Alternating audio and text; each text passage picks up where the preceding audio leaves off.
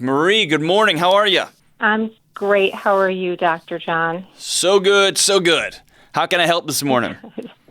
Yeah, well, thanks for taking my call. My husband just entered a rehab program for alcohol. How do I navigate his return home? Wow. Okay. Man, these have been a bunch of just light softball tosses of calls today, man. This has been a fun show.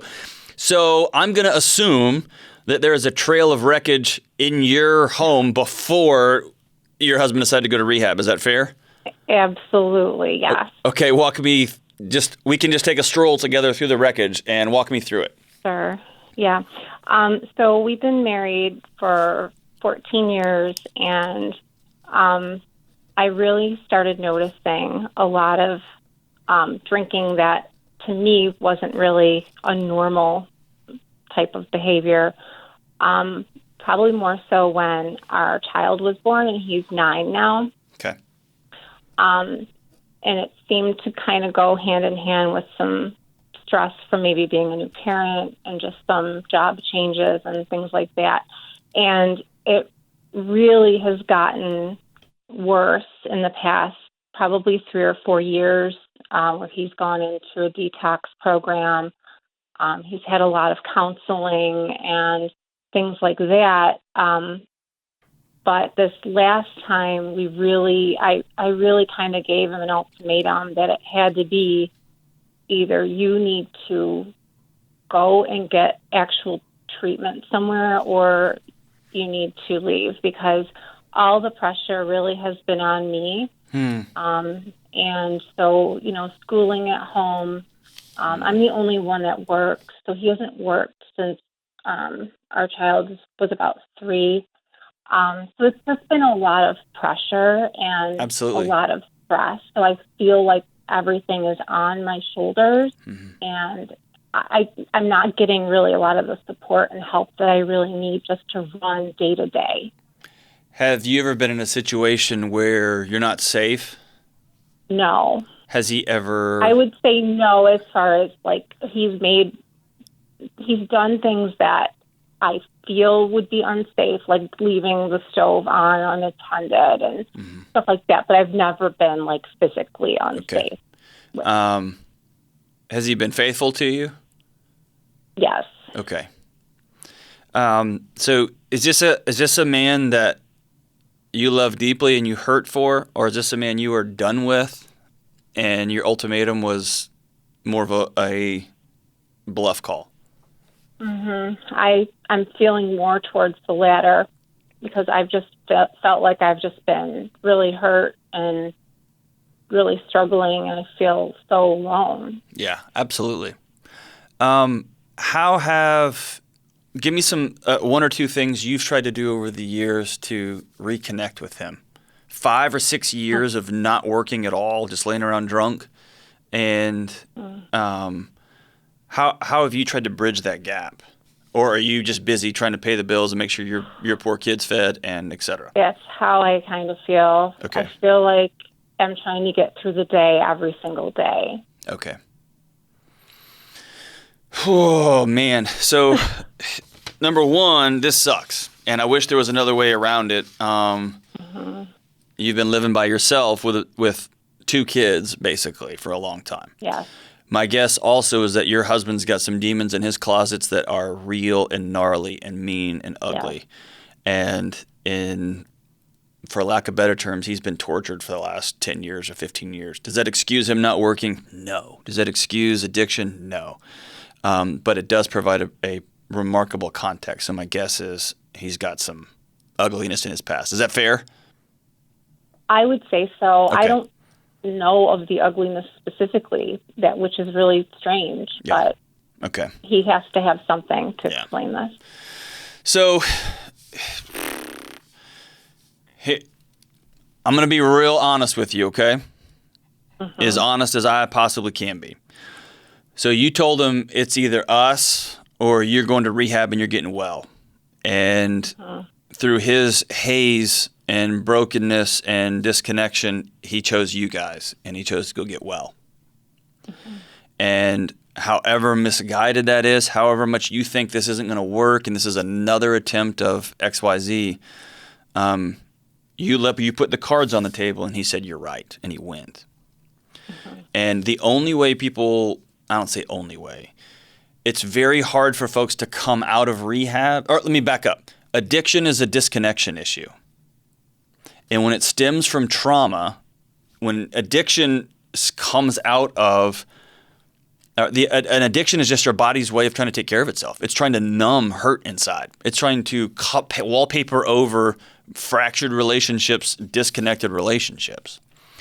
And it wallpapers over fear. And alcohol does an awesome job of literally shoving that stuff back down underwater. It makes that hurt go away until it kills you, right? Until it burns everything around you. And the sucky part about chemical addiction especially, but all addiction, is that it shoves it all underwater, and the one thing that can heal people, which is connection, it makes it harder and harder to be connected, right? Because the person's an addict, and they end up becoming this selfish shell of themselves, right? And so to tell somebody, you got to go get well, and then you're going to come home, and then to not be fully into him, and I say fully into him, not being fully on board with connecting with him is going to be torture for him. It's going to be really hard. His recovery is going to be his recovery, and you can't fix things for him. You can't make him go to meetings. You can't make him not cheat on you. You can't make him go get a job. But him doing these things to try to help himself be well from the inside out, and then you still have in the back of your mind, I don't love you. I don't want to be with you. I don't want you in my house. You disgust me. I'm exhausted by this. He's going to feel that disconnection, and it's really going to be a situation where neither of you are going to end up well out of this deal. Mm-hmm. And so you have to decide, full stop, when he gets out, are you going to be able to move past the last 5 years, the last 9 years? And here's the way I talk about after infidelity. It's a very similar situation for you. You can't go back to 9/11. To the Twin Towers. We could never get all the dust and twisted metal and glass and rebuild those two towers as they were. They're gone. But what we can do is excavate the whole thing. We had a worldwide contest, a worldwide competition for architects and design just savants to redesign what this thing was a new building was going to look like. We built a monument to what was. We acknowledged it, but also we built a brand new tower together. And that's what it's going to take for you. You're going to have to be all in, and you're going to have to be graceful. You're going to have a detailed recovery plan of what boundaries look like for you, what you're going to expect of him. And also, you're not going to be able to just beat him up throughout the entire process, right? Remember when. It's going to have to be you guys united moving forward. And if you're not ready to do that, or you don't want to do that, or you have thoughts in your head about just him moving out and finally you're free and you want to see somebody else and go on down another road, you owe it to yourself, you owe it to him, you owe it to that 9-year-old child in your house to make that call now. Mm-hmm. So what do you think as I'm talking? Yeah, I mean, I agree with you. I mean, I had mentioned marriage counseling in the past. Talking to your phone there. I'm sorry. There you go. I had mentioned marriage counseling in the past, but I always felt this addiction needed to be addressed first. 1,000%. You cannot go to marriage counseling if the person you're with is a drunk. You can't. They've got to get the addiction under control. No question, no how. Mm-hmm. And so what we're talking about is he's going to go do 30 days. And let's just go to fantasy world. He completes it with flying colors. He gets in there, and about day 15, 16, he starts dealing with some old demons, and he goes to group a couple of times a day. He starts to get one-on-one counseling. He detoxes completely, and he comes out with a recovery plan in his hand. And he comes with a plan to go to meetings every day for 90 days. He gets a sponsor. He starts the process. And are you at that point going to look at him with his new clear eyes and say, "There's my guy"? Mm-hmm. Let's go rebuild something magical together. Or are you going to go, "Oh God, here he is again"? Right. I need to see proof. I need to see a track record. I need to see that I can trust him. Okay, I'm going to challenge you, okay? Mm-hmm. All relationship, all of the price of loving somebody deeply, the price of admission for love is hurt, is pain. It's risk. And so if he gets out and you dangle love in front of him like a carrot, he's going to collapse. You're going to collapse. And I know that's hard, and I know that sets you up to be hurt yet again. But if you say, if you do this, then I will slowly reveal myself, re-reveal myself to you. That is like starving somebody, especially an addict who's trying to get well. Mm-hmm. And so when he comes out, accountability means love. A recovery plan that you both agree to, that means love. I'm not saying he gets to come back in and move back right back to the couch, or he's going to start running marathons and still not get a job and still not be present and all those things. But I mean, if you withhold love until he shows up, he will never show up. Because that's not how healing works. You're going to have some strong boundaries. You're going to have some entrenched things that are going to be, we are going to live like this in this house. And then you're going to have to go be reckless with your love. You're going to have to be willing to be hurt again. Okay. And if you're not, that is okay. That's a decision you made. But I don't want you to torture yourself. I don't want you to torture that little 9-year-old, and I don't want you to torture this guy coming out of rehab. Yeah. But don't use your love, don't use your body, don't use you, the essence of you, as a carrot. You're going to have to grab his hand when he comes out, and you have to walk together. Also, remember in this deal, the only thing in the world, and I say this over and over and over again, the only thing you can control is you. And so you need to make sure this is going to be a wonderful time for you to completely reimagine what life in your home looks like.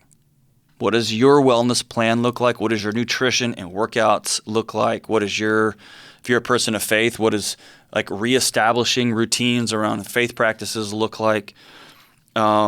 Making sure you've got hobbies and friends that you go see. And you've probably neglected all that stuff for a decade now because you've just been trying to survive. Absolutely. Yeah, it's a disease of isolation. That's right. But it's a disease of isolation for both parties, right? Yes. And if you looked around, my guess is you can also become an addict of planning, an addict of lists, an addict of routine. Because that's how you've chosen to survive this. You've had to survive it this way. But sometimes those are every bit the addiction that alcohol is. It's a way that you numb yourself out. It's the way that you don't feel just so you can survive. And alcohol is the same thing. And so that's why I'm telling you, I want you to make sure. You've done this for a decade now. You've basically been a single parent with a drunk living on your couch. And you're going to have to get well too. And you're going to have rage in you that you haven't felt, that you have just stuffed down there as you had to. That's what you had to do to survive. And you're going to have pain and loneliness that you have stuffed down that you're going to have to let out. And that's why the only person you can deal with on this deal is you. And so I please, for your sake, for that little 9-year-old's sake, for his sake, go get a counselor today if you don't have one. And start making a plan together for when he gets out. What are your boundaries going to be? What's an accountability plan going to look like for the two of you? What are the things you need? And then how do you start just anchoring in so that when he does come out, you're not going to hold him hostage with love. You're not going to hold him hostage with intimacy, with physical intimacy. If you do these things, then we'll sleep together. If you do these things, then we'll go on a date. If you do these things, then I will slowly let myself. No, you can't do that. Once you set those boundaries, once you say you're welcome back in this home, we are all in this, and we're going to rebuild a new tower together for the rest of our lives. And I think you can. If he truly puts the addiction in his rearview mirror and he does the things on a daily basis to keep himself whole and well, man, I've just seen it over and over. You can. It's going to be hard, but you can. But he's going to need full you. And you can only have full you if you've got a community, if you've got your own physical and mental wellness. You're prioritizing, you're putting on your oxygen mask first. You and that 9-year-old are spending close quality time together, not survival time, but close quality time together. And then, then the sky's the limit. And it can be a beautiful thing. But if you're out, you got to be out. If you are out, you got to be out. So when you hang up on this call, your first call is to a counselor. Set up an appointment and say, here's where I'm at, and I need a professional to start walking with me. I am so grateful for this call. And there's so many people whose husbands and wives head off to rehab, whose husbands and wives, they have hard conversations, they have clearing the debt conversations, and then they start over the next day, and then nobody knows what to do, right? It's like, all right, we're going to step up tomorrow, and then tomorrow happens. So good for you, Marie, for calling. I appreciate the call. And either be all in or all out. And either way, you're going to need somebody to walk with you.